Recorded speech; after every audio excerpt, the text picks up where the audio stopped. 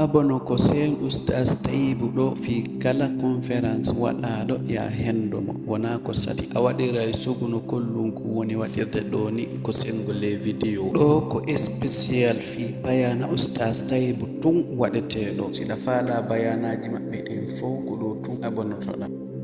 jawle men ɗen ka nder kuuɗi me ɓuri ɗuuɗude ko min naɗi fuu hara en ɓuri no nder ɗon kañum e mettuɓerde e siifondirgol e kuufingol kuufi ɗum no nder ɗon no ka nder foyeji men ɗon moƴƴano jooni noon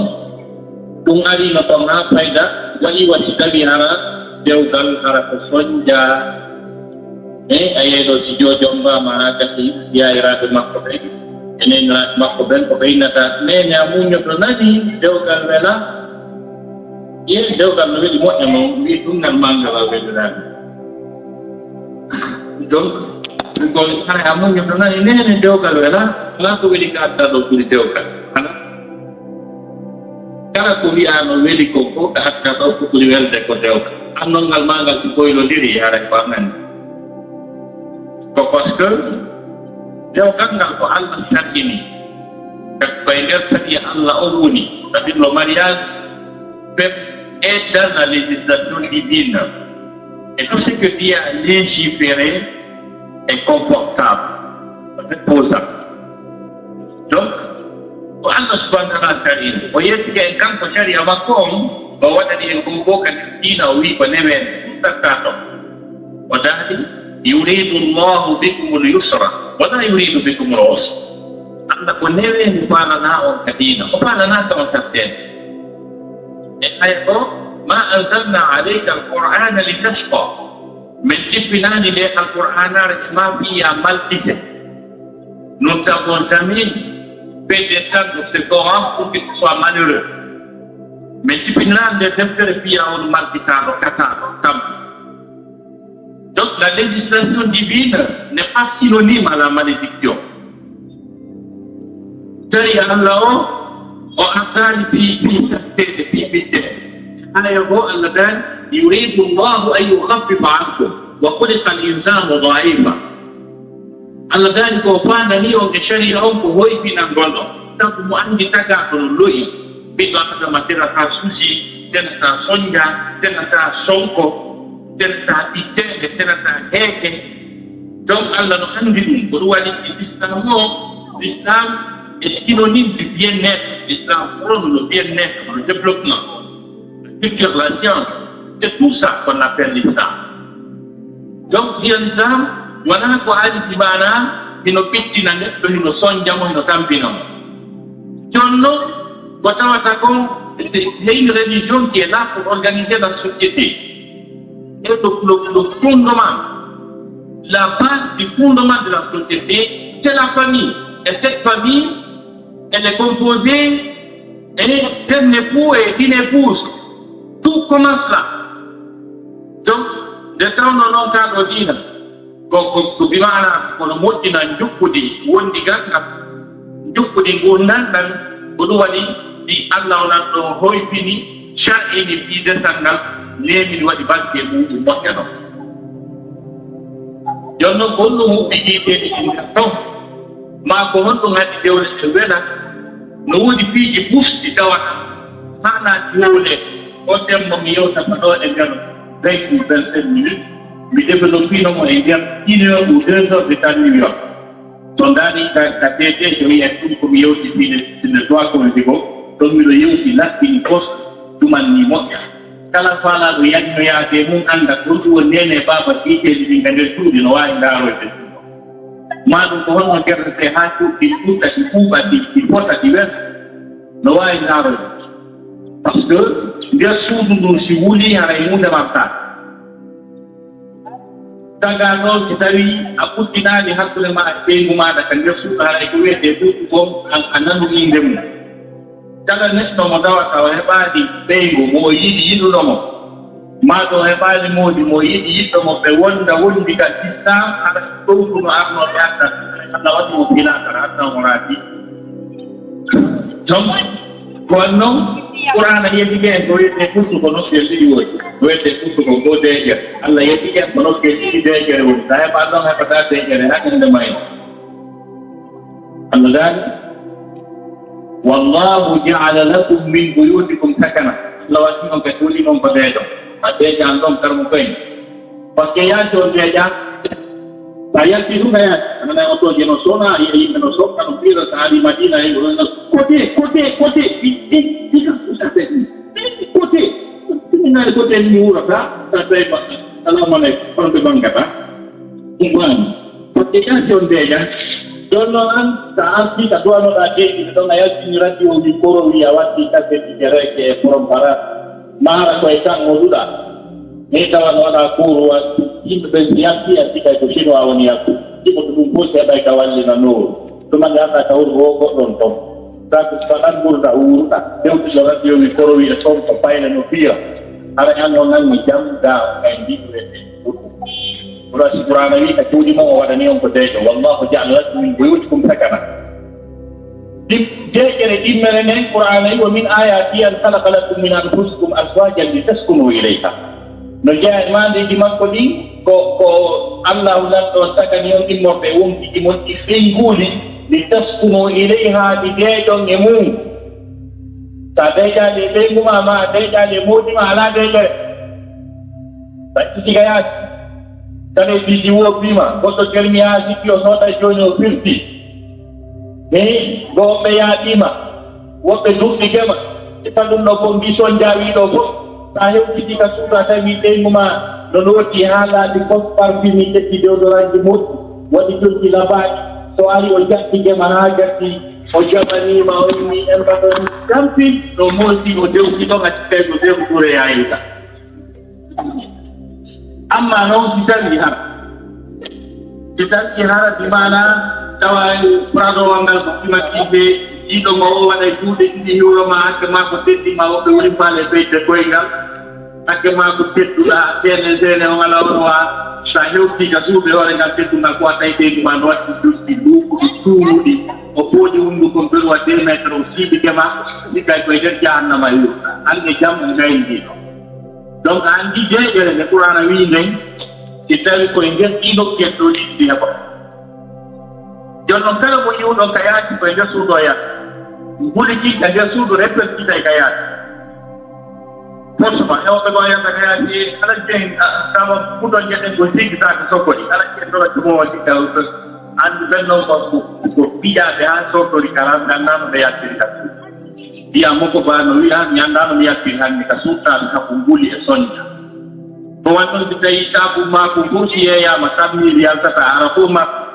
ma tiku ida bangan ya di ekran plat.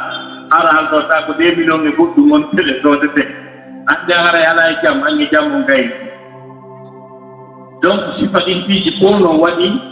ditawi kali studi mason deja. Piji ini couple no hari respect to them watana hakil. Ne hunde di mana ko aya al-Quran. Yani yo terane kare ko indi. Kare ko kan develop paimo. Ko en arano bimana kopi di Islam uwi di ditaki Islam uwi yojom binjul berreno di bawah kana hakile mai ara non dum ko wiye de jere wonki pustu terde tadi be dido hauti dira to suka on ko yori di Allah nan to jati tanke oko bengwan kan keme de wondi berde makko mettata o sikinta o monota sabu des di moƴƴi ɗi o waɗantamo e konnguɗi labani ɗi o yettamo kañe ko muññotomo diwon kañum kadi wiya si Allah jaɓi min moodi am ɓen mi wondi ɗuɓi temedere berde maɓɓe mettata mi wowlata ko mettataɓe mi waɗata ko mettataɓe ko watta ha ɓe seytina ko ɗum ɗon hunde arande resteɗa paix la tranquillité du cœur ɗemmunno gonɗum koko wiyete kon diggol l'amour suka on koyo wiw o jiwot ɗo pellet ñande mi arno min mi jiwolan falama fi dewkam nden ñande ari o jiwo no yiɗimi parce que pour bela darde rabade e gandal e faamu e pinal e jaw temedere am o wi no faalamu o wi o faalaka ko min o wi mo faala c'est sûr na ñande hay mo yidla suka on deeci e Allah jabi ngol dikkol ngol o manifeste o accepte o yomi jombumo tanke meden wondi ngol dikkol ngol ɓeydo haysi ngol ɓeydotaako kono ngol ɗuytotaako ngol wona e ngol won ɗon sabu jikkuuji moƴƴi labaade ko mi wallatamo mine ay jikkol ngol jiggol nette na ko towne lañce nde wotere wa kadalika jiwo on kankade o wiya ñande o suka arno o wi no faalalan hay o honnaama ɓurɓe lan daabi temedere o wi o faalaka ɓen noon c'est sûr ko min o faala jonnon ngol jiggol ngol o ardi e mum haa o wi mo yiɗila o jombilan mi hollay mo kadi piiji goo o yiilan ɗum o yiɗilan simi wondi mi hollay mo piiji goo no wondirte jikkuuji tawa jiggol ngol ɓeydoto kala ngol ɗuytotaako ma o moyngol wona ka ngol wonno woni ɗiɗi tammon ɗum koko wiyete kon tendresse yurmondira koyo ɓe neɗɗo yurmondiral hakkude maɓɓe ko piyon pourquoi j'ai prononcé le mot tendresse quand vous observez ce verset coranique à travers lequel c'est puisé, n'est-ce pas, cette sagesse, ces 3 points, n'est-ce pas, fondamentaux, et c'est parce que son dari aya o enen ko pire temmo e kulal ko wonde no woodi ayaji Qur'an konguɗi no e nder ton konguɗi Qur'ana no nder ton a paami maana majji woodi a jangi haala goo janngaka hara ko haala janngaka wuuruka e faama maana konguɗi Qur'ana ko mi jonna exemple ji ɗiɗi e mum ko ɗo timminiɗo tandre meɗen ko wiyeten ko yurmodiral ma ɗum yurmeen donc honɗum won ɗum teke ko wiyeteɗo tendresse yurmodiral ngal ɓe duwa neɓude hakkude maɓɓe kamɓe couple on toɓɓere tammere nden koyo taw kamɓe couple on si oya aanayi ɓura mo si oya maatike oya maafuɗo ɓura mo si oya nawnita ko oya muusete ta si gorko on nawnita ko debbo on muusete ta si debbo on nawnita ko gorko on muusete tawa si gorko on aani debbo on faalete mayde annde o relation tendresse ɗi woni hakkude maɓɓe par ce que tendresse ko dimɗe jiggol la tendresse fait partir des fruits d'amour parce que un amour sans fruit e neya jiggol tilimaɗa e futara ngol waaloto donc jon noon ko dimɗe jiggol dimɗe amour nde wiyete tendresse goɗɗum e mum mais si tawi oya ko heddimo wo dampi o haa jaaka maara couple on ayeyɓe wonɓe ñande ɓe tami e yataɓe jaɗi ñande goɗɗo men ɓe jaɗi wando e hiyan palaw ko tawi banni nangigo ɗum ko detti ko ŋaako weddori ke kara ko arti ko yimɓe ɗo deɗɗa ɗum jogii kon ko jattama ƴiran ko wujjata jala ha ma ko rewa hano omo rew ko batti solo lebi tati lan joni ɗon ɗo fi complet grate ɗon sali tawa jattama noon andi ɗo yurmodiral ala tendresse ala ma tekkiran ko no lorde sundum tumami gaa salon mo kowɗi ɗum waɗi tugge dure ko yaari o jalawi hanno waɗa ɓeɗano kowɗi donc foti si tawi gorko on deɗɗama hettoride karan hafti debbo on koyo piito yaara hoorde donc ko ɗum waɗanallan ɓe ƴetta ɗon ine waɗirake tawi goota kalmedar yentima e goɗɗum firtari ka wonnono donc ko ɗum toon mais si tawi heɓuɗo tana wo oya no gerdi o ñande goo mi nanno e couple sosoɓe no yewta wonani nan nesson molnaɗo tawi ko debbo gongon no waɗɗum faladade piiji ɗi tawata wirtereji no e mum mo waajademo to alude yoyo acci on ni iyaaki de ko haade nannaki nane ko haalan toos o wi moodi makko si tawi a wirtiɓe min haray toon mi maaɗi c'est que kadi wirtagol moodi makko e synonyme de sa mort tellement que son mari est important pour elle donc haray ko ɗum ɗo wiyete tendre ko ɗum waɗi ɗum ɗo hippiiji ɗo tati e aranon ɗum wiwde ko dejede wonti ɗimmon ɗum ko giggol tammon ɗum ko yurmodiral aya on no firinano adadani wa min ayati an khalaqa lakum min anfusikum azwajan litaskunu ilayha ina do be arana nen litaskunu ilayha fi on jeeju e mabbe ko de'ere nen ni adadani wa ja'ala bainakum wa hakkunde mum mawaddatan jiggol manana mu wa rahmatan e yurme enen ko be firani e kulal ko yurmede mais wana yurmede tigi mo yurmede parce que tawi joni suudu sumi ko yurmede yimbe maayi ko yurmede mais yurmede wi ande don de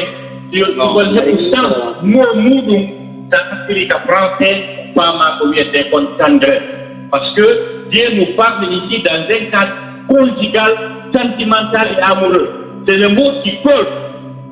Ce contexte doit arrêter. Donc si tu as vu non, para patron no wi no yo de bi digol para ko kongol digol atete ka yurmende ko duwete français tendresse. Donc ani ko tendresse affection affinité ko di fo woni kongu di digol limiti ha di wonde hakkude couple. Donc ko toppere go tourner on parle non toppere dimmer nen ko mi inni mi yewta en do ko fi kongol alquran kati emmo korani que Dieu a toujours utilisé quand il parle du conjugal, quand il parle du sentimental dans un cadre légal et légitime. Un mot que Dieu a toujours employé. Congo. Ngol Allah subhanahu wa ta'ala heewi yewtude e muɗum so yewte fi ƴettidirde simo yewtude fi dewkal fi wondiga ko heewi kom Allah wolay fi ngol konngol konngol wiyete ngol al-ma'ruf ngol konngol ko heewi ko Allah tino yewte fi dewkal o wolay bani ka qur'ana ter wala hunna mithlu allati alayhinna bil ma'ruf on nani ngol ko fi dewkal Allah woni yewtu wattamiru bainakum bil ma'ruf on nani ngol don kadi ko fi kadi dewgal wona yewte oɗo aya ko suratul talaq haya mo mari dar jangude on ko sot baqara timo wiya kadi wa ala al mawludi lahu rizquhunna wa kiswatuhunna bil ma'ruf do kadi on nani ma'ruf kadi ko fi dewgal wona yewte timo wiya kadi wa asiruhunna bil ma'ruf do kadi ko fi dewgal wona yewtede on nani ma'ruf timo wiya kadi fa imsakum bi ma'rufin aw tasrihun bi ihsani ay de ko kadi no lutti ta toujours ma'ruf no defto donc wonande jomiraɗo hakkilno hani ɗaɓɓitude konngol wiyetengol ma'ruf ngol anda makna makko ɗo applique ngol e nder dewgal makko mais ko ɗum wiyete ma'ruf ɗo kadi konnguɗi france ɗin no wallitro en ɗo firgol ɗo mo ma'ruf par ce que ma'ruf ko ɓe firani en ke alqur'ana ɓenna ko moƴƴi ɓenna ko moƴƴi ya'muruna bil ma'ruf ɓe yallira ko moƴƴi wa yanhawna anil munkar hiɓe haɗa ko boni mais konngol wiyetengol ma'ruf firo maggol tigi tigi da ko moƴƴi par ce que son hakkili ma'ruf ko français ko bien wiyato ya'muruna bil ma'ruf ils ordonnent le bien wa yanhawna anil munkar ils interdisent le mal mais le vrai sens du mot ma'ruf dans le langage français c'est pas bien parce que ma'ruf est au-delà du bien parce que ko wiyete ma'ruf kono feƴƴiti ko moƴƴi joni noon si tawi noon enen ka pular men ma'ruf ko moƴƴi wiyete donc so yondindiri pular ngal ɗum en famata ko woni ma'ruf tigi mais actuellement ma'ruf ko français dans le vrai langage français le mot ma'ruf veut dire convenable parce que c'est un mot et son contraire ya'muruna bil ma'ruf ils ordonnent le convenable wa yanhawna anil munkar ils interdisent le blâmable contraire mum on ko blâmable ka français convenable blâmable ko parce que ma'ruf no feƴƴi ko moƴƴi ma'ruf no heƴƴi ko moƴƴi boyi ko ɗum waɗi ko français on kañum ko wiyata ma'ruf ko convenable ko woni convenable ko fotingol ko moƴƴi ko timmina moƴƴere nden waɗira no ɓuri labilede no ɓuri fotirde ko ɗum wiyete convenable ko ɗum wiyete ma'ruf par ce que koko moƴƴi kon ma'rufete jonnitugol ɓeygu mum haqqe mum koko moƴƴi Allah no wi on jonnitugol haqqe yo ma'rufe kadi wala hunna mithlu allati alayhinna bil ma'ruf on faami donc andi jonnitugol ɓeygu mum haqqe mum koko moƴƴi jonnon ɗum ko moƴƴi ɗon kadi ma'rufa kadi waɗira bil ma'ruf ko ɗum ɗo wiyete ma'ruf joni noon kon ɗum won ɗum ko kala ko waddata e ɓeygu ma koyo fotu koyo labbe. Par exemple walli gol dépense si tawi ɗum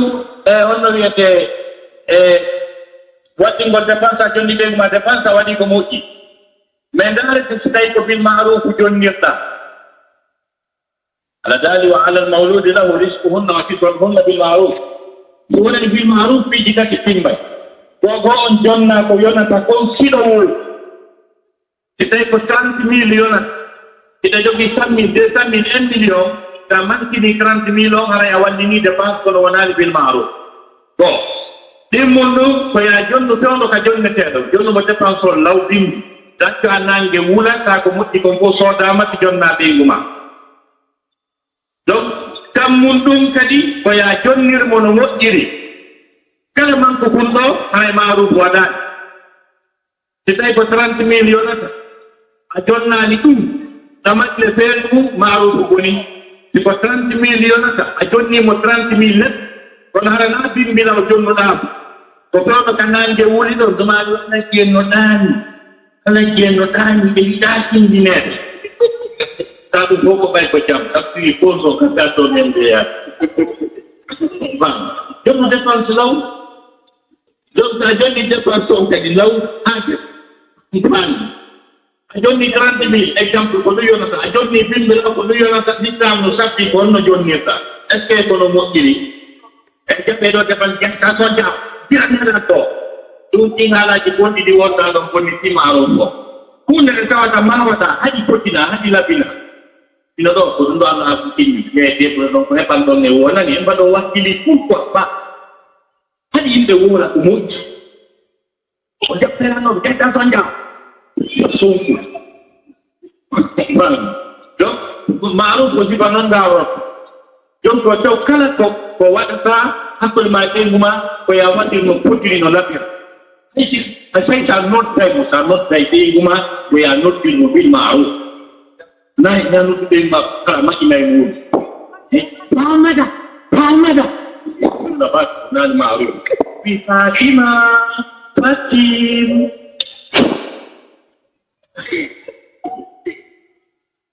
donc ala ko waɗi bil maruf donc allah no animowa ɗum fof donc no woodi ton façon no noddirte ko nafa ɓuri ɗon min ñande o koyna moƴƴina ɓeygu ma in belle appellation ma chérie mon amour ma joie de vivre voilà donc sifa ɗum fof ko ɗum no fof wiyete bil maruf donc hay so ɓeygu ma nelima ɓeygu ma ala jee hewtanelan deftere nde jata jonnamo deftere nde waɗa nelal ngal ko ya foti labina ka noon ko hewtuɓe ɓen koye taw final ɓe final mum e mentalite mum hewti yo ɓeygu mum nelu ɗum na komoji ɗin ɗi tawata so ɓeygu maɓɓe neliɓe ko yawre hatti ko yawre hatti joni komin nelata yawre ɗum ala antu fof ko ɗum lotanoma needi kede yawre ɓuri goɗɗum on ton donc si tawi ɗum o nelima sikkoy sa waɗi koye waɗir bil maruf so wi ala jee yewtenelan deftere nde wiya nelike non si jonnamo haray woni maruf sikoye français elle a facilement ce livre là wiya avec plaisir madame non si jonnamo avec plaisir madame et des fois ça doit être suivi de beaux gestes wonde a waɗa geste labaɗo fotuɗo jonna exemple so wi ala jee yewtenelan livre deftere nde elle a facilement ce livre là waɗa ni wiya avec plaisir madame sike neɗɗo nayo wono am mbi allah taguma ha mayɗa a jalani a weltaki l'islam no tagini fiɗugol kaliga waɗa committi kañum e ɓeygu mum donc ɗon no tagi ko baraji momata donc ɗum ɗo fof wiyete maruf ɗum ɗo mi marno effectivement ko mi haala e ɗo ɗen donc hay no wiiri noon activité ji ɗin no ɗuuɗi min noon mi darike ɗo mi soydani marié heureux mariage jonan barke de sangal assalamu aleykum wa rahmatullahi taala wa barakatuh